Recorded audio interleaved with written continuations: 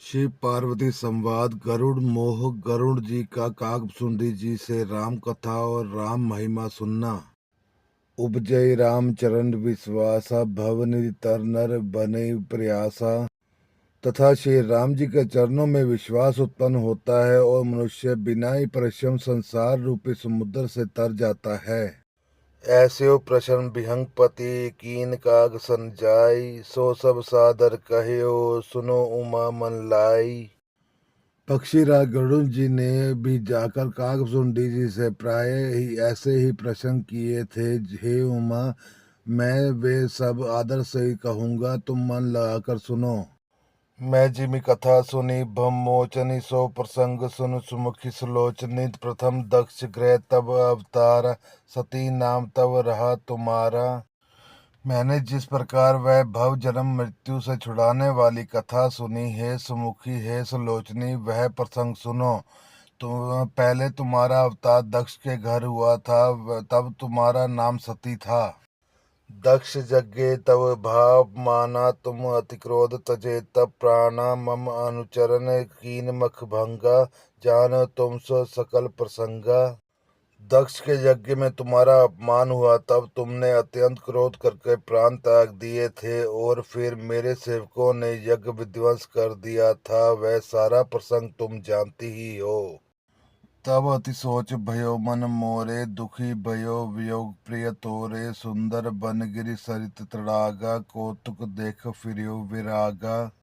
तब मेरे मन में बड़ा सोच हुआ और हे प्रिय, मैं तुम्हारे वियोग में दुखी हो गया। मैं विरक्त भाव से सुंदर वन पर्वत नदी और तालाबों का कौतुक दृश्य देखता फिरता था। गिरि समेर उत्तर दिश दूरी, नील सेल एक सुंदर भूरी। तासु कनकमय शिखर सुहाए, चारि चारु मोरे मन भाए। सुमेरु पर्वत की उत्तर दिशा में और भी दूर एक बहुत ही सुंदर नील पर्वत है। उसके सुंदर स्वर्णमय शिखर हैं। उनमें से चार सुंदर शिखर मेरे मन को बहुत ही अच्छे लगे। तीन पर एक एक विटप विशाला, बट पीपर पाकरी रसाला। सेलो परी सर सुंदर सोहा, मन सोपान देखी मन मोहा। उन शिखरों में एक एक पर बरगद पीपर पाकर और आम का एक एक विशाल वृक्ष है। पर्वत के ऊपर एक सुंदर तालाब सुशोभित है, जिसकी मणियों की सीढ़ियां देखकर मन मोहित हो जाता है। शीतल अमल मधुर जल, जलज विपुल बहुरंग। कूंजत कलरव हंसगन, गूंजत मजुल भृंग। उसका जल शीतल निर्मल और मीठा है। उसमें रंग बिरंगे बहुत से कमल खिले हुए हैं। हंसगण मधुर स्वर से बोल रहे हैं और भोरे सुंदर गुंजार कर रहे हैं। तेहि गिरि रुचिर बसई खग सोई, तासु नास कल्पात न होई। कृत माया कृत गुण दोष अनेका, मोह मनोज आदि अविवेका। उस सुंदर पर्वत पर वही पक्षी काकभुसुंडी बसता है। उसका नाश कल्प के अंत में भी नहीं होता। माया रचित अनेकों गुण दोष मोह काम आदि अविवेक रहे व्यापी समस्त जग माही। तेहि गिरि निकर कबू नहीं जाही, तह बसी भरी भजे जिम कागा।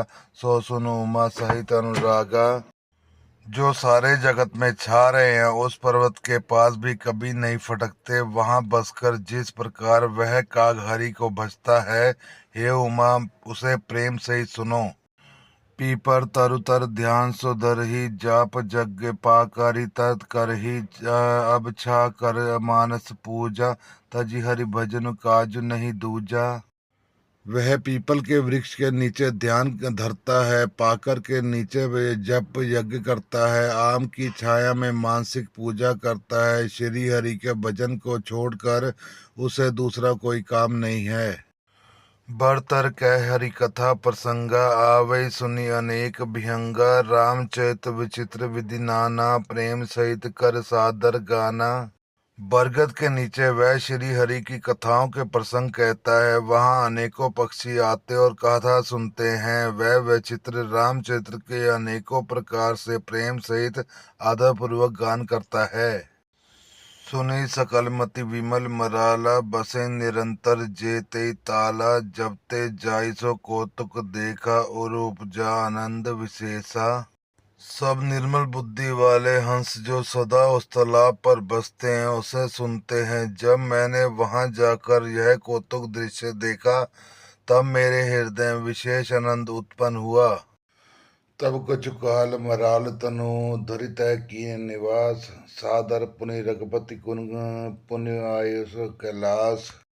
तब मैंने हंस का शरीर धारण कर कुछ समय वहां निवास किया और श्री रघुनाथ जी के गुणों को आदर सहित सुनकर फिर कैलाश को लौट आया।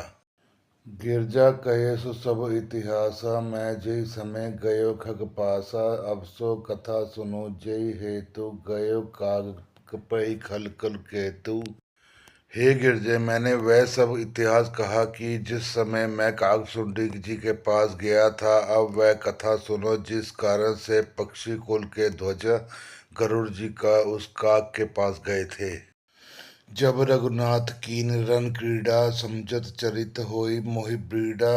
इंद्रजीत कर आप बधायो, तब नारद मुनि गरुड़ पठायो। जब श्री रघुनाथ जी ने ऐसी लीला की जिस लीला का स्मरण करने से मुझे लज्जा होती है, मेघनाथ के हाथों अपने को बंधा लिया, तब नारद मुनि ने गरुड़ को भेजा।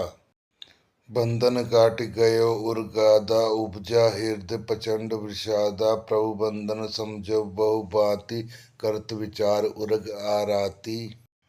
सर्पों के भक्षक गरुड़ जी बंधन काट गए, तब उन्हें हृदय में बड़ा भारी विषाद उत्पन्न हुआ। प्रभु के बंधन को स्मरण करके सर्पों के शत्रु गरुड़ जी बहुत प्रकार से विचार करने लगे। व्यापक ब्रह्म विरज बागीसा, माया मोह पार परमीसा। सो अवतार सुनियो जग माही, देख सो प्रभाव कछु नाही। जो व्यापक विकार रहित वाणी के पति और माया मोह से परे ब्रह्म परमेश्वर है। मैंने सुना था कि जगत में उन्हीं का अवतार है, पर मैंने उस अवतार का प्रभाव कुछ नहीं देखा। भवबंधन तय छूटे नर, जपी जाकर नाम। खर्ब निशाचर बाधेयो, नागपाश सोई राम। जिनका नाम जप कर मनुष्य संसार के बंधन से छूट जाते हैं, उन्हीं राम को एक तुच्छ राक्षस ने नागपाश में बांध लिया। नाना भांति मन ही समझावा, प्रकट न ज्ञान हृदय भ्रम छावा। खेद बिन मन तर्क बढ़ाई, भयो मोह बस तुमरे नाई। गरुड़ जी ने अनेकों प्रकार से अपने मन को समझाया, पर उन्हें ज्ञान नहीं हुआ। हृदय में भ्रम और भी अधिक छा गया। संदेह जनित दुख के दुखी होकर मन में कुतर्क बढ़ाकर वे तुम्हारी ही भांति मोहवश हो गए। व्याकुल गयो देव ऋषि पाही, कहे सुचो संशय निज मन माही। सुनि नारद लागी अति दाया, सुन खग प्रबल राम के माया। व्याकुल होकर वे देवऋषि नारद जी के पास गए और मन में जो संदेह था वह उनसे कहा। उसे सुनकर नारद जी को अत्यंत दया आई। उन्होंने कहा, हे गरुण सुनिए, श्री राम जी की माया बड़ी ही बलवंती है। जो ज्ञानी कर चित अपहरहि, बरि आई विमोह मन करहि। जय बरु बार नचाव मोहि, सोई व्यापी विहंग पति तोहि। जो ज्ञानी के चित्त को भी भली भांति हरण कर लेती है और उसके मन में जबरदस्ती बड़ा भारी मोह उत्पन्न कर देती है, तथा जिसने मुझको भी बहुत बार नचाया है, हे पक्षीराज, वही माया आपको भी व्याप गई है। महामोह उपजा उर तोरे, मिटे न बेगी कहे खग मोरे। चतुरानन पहि जाऊ खगेसा, सोई करयो जय होई निदेशा। हे गरुड़, आपके हृदय में बड़ा भारी मोह उत्पन्न हो गया है। यह मेरे समझ जाने पर तुरंत नहीं मिटेगा। अतः हे पक्षीराज, आप ब्रह्मा जी के पास जाइए और वहां जिस काम के लिए निर्देश मिले वही कीजिएगा। अस कही चले देव ऋषि, करत राम गुणगान। हरि माया बल बरनत, पुनि पुनि परम सुजान। ऐसा कहकर परम सुजान देव ऋषि नारद जी श्री राम जी का गुणगान करते हुए और बारंबार श्री हरि की माया का बल वर्णन करते हुए चले।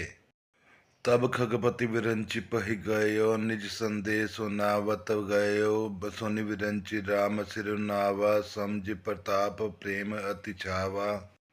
तो पक्षीराज गरुड़ जी ब्रह्मा जी के पास गए और अपना संदेह उन्हें कह सुनाया। उसे सुनकर ब्रह्मा जी ने श्री रामचंद्र जी को सिर नवाया और उनके प्रताप को समझकर उनके मन में अत्यंत प्रेम छा गया।